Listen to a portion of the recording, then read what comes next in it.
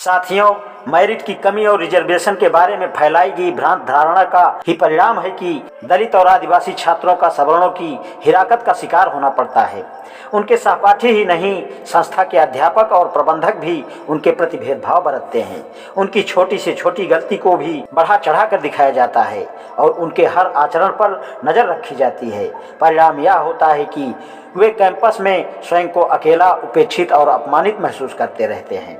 उन्हें कहीं कोई ऐसा दिखाई नहीं देता जिसके सामने वे अपनी समस्या रख सकें, उनसे परामर्श सहायता पा सकें। उच्च जातीय छात्रों, अध्यापकों एवं प्रबंधकों का इनके प्रति पूर्वाग्रही व्यवहार उन्हें हर पल यह एहसास दिलाता रहता है कि इनकी संस्था का सारा माहौल इनके खिलाफ है। इसमें नए समुचित न्याय पाने की उम्मीद रख सकते हैं और न इसे सुधारने के लिए विद्रोह कर सकते हैं। उन्हें यहीं रहकर वह सारी यातना सहन करनी है जिसके लिए बिल्कुल भी कसूरवार नहीं है। कक्षाएं, हॉस्टल, खेल के मैदान और मैस, कोई भी तो जगह ऐसी नहीं है जहां उन्हें सुकून मिल सके।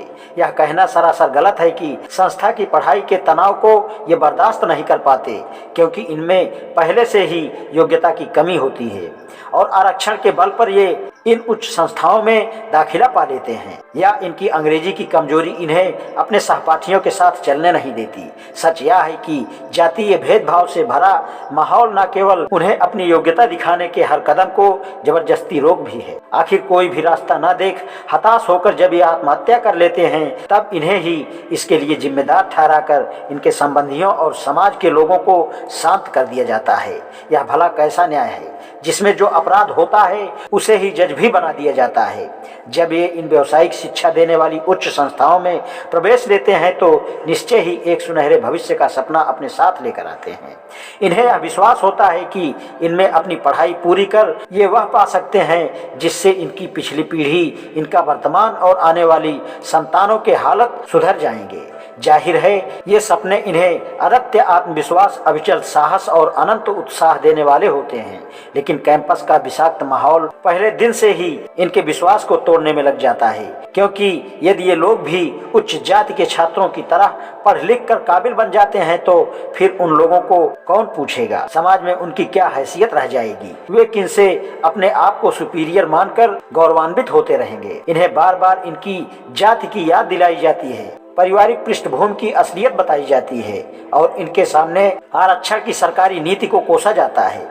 इन्हें अपनी योग्यता दिखाने का अवसर ही नहीं दिया जाता। यह सारी रणनीति इनकी हिम्मत तोड़ने के लिए काम में लाई जाती है। 2006 में भारत सरकार ने एम्स में दलित आदिवासी छात्रों की समस्याओं का अध्ययन कर इनके समाधान के उपाय सुझाने के लिए यूजीसी के चेयरमैन प्रोफेसर एस.के. थोरट के नेतृत्व में एक कमेटी बनाई थी। इसकी विस्तृत रिपोर्ट एम्स में होने वाले आरक्षण प्राप्त छात्रों के साथ भेद भरे व्यवहार का संपूर्ण साक्ष्यों के ब्यौरा देती है। यह बताती है कि इतने बड़े संस्थान में जहां देश भर के सर्वश्रेष्ठ युवक शिक्षा ग्रहण करने आते हैं, इन छात्रों के साथ न केवल शारीरिक मारपीट होती है, इनका सामाजिक बहिष्कार भी होता है। अध्यापक जानबूझकर इन्हें फेल करते हैं और इनकी शिकायतें कहीं सहानुभूति के साथ नहीं सुनी जाती। कमेटी की सिफारिश थी कि इस संस्थान में एक इक्वल अपॉर्चुनिटी सेल स्थापित किया जाए, ग्रेडिंग में पारदर्शिता हो, उसे जातीय भेदभाव करने वालों को सख्त सजा मिले। लेकिन भारी अफसोस की बात है कि एम्स के प्रबंधन के अंतर्गत कर वातावरण को सुधारने की कोशिश करने के बजाय इस रिपोर्ट को पूर्वाग्रस्त घोषित कर पूरी तरह खारिज कर दिया और यह धमकी तक दे डाली कि इस संस्था को, जो श्रेष्ठता का प्रतीक है और देश की सेवा में लगी है, बदनाम करने वाली इस कमेटी के खिलाफ मुकदमा चलाने की भी तैयारी की गई। इसी तरह तमिलनाडु का एक छात्र हैदराबाद यूनिवर्सिटी में भौतिक विज्ञान में पीएचडी का छात्र था और केवल 25 साल की उम्र में उसे अपने जीवन से हाथ धोना पड़ा, क्योंकि उनके गाइड का उसके प्रति व्यवहार निहायत भेदभाव भरा था। यह एक ऐसी निरक्षर गरीब परिवार से आया था जो सुअर पालकर अपना गुजारा करता था।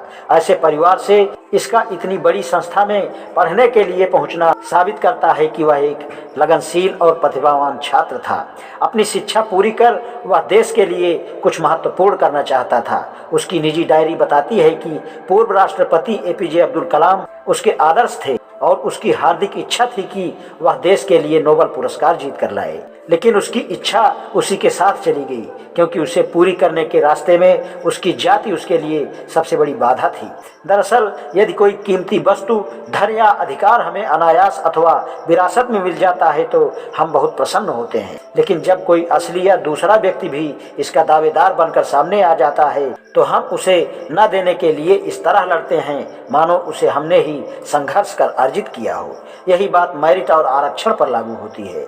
उच्च जातीय पूर्वजों ने छल बल की कूटनीति से समाज में जिस तरह संसाधनों को अपने कब्जे में कर लिया था, अब जब सामाजिक न्याय की अवधारणा उसमें बराबर का हिस्सा पिछड़ों, दलितों और आदिवासियों को देने के लिए कानूनन बाध्य कर रही है तो लाभान्वित वर्गों को कष्ट हो रहा है। वे तरह तरह के कुतर्क कर इस व्यवस्था का मखौला उखाड़ रहे हैं, लेकिन यह वे भी जानते हैं कि अब वंचित वर्ग भी सयाना हो गया है और वह अपना हक लिए बिना चैन से नहीं बैठेगा।